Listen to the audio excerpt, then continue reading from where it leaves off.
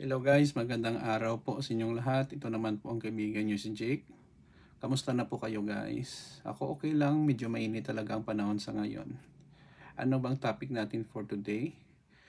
Today guys, natapos ko po ang bago ko pong book na ay sinulat. So hindi ko lang muna ma-reveal kung ano ang kanyang title kasi parang hindi pa ngayon mapublish baka in the future.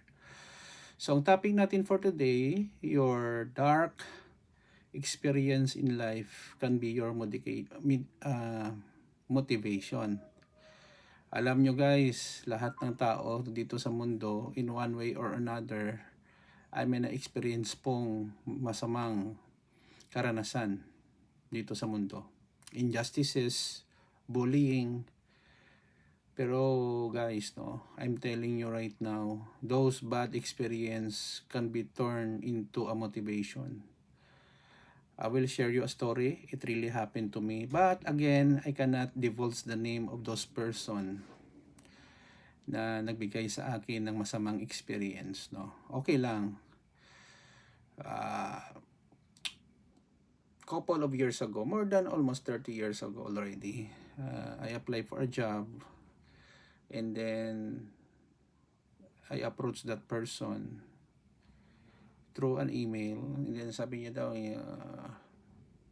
to make the story short, parang hindi daw ako qualified, Pero alam ko naman na medyo mainit ang dugo niya, especially ang amin na batch, So, moving forward, ganun talaga,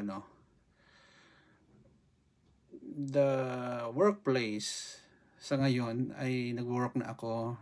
Nandun pa rin siya pero wala na siya sa isang department.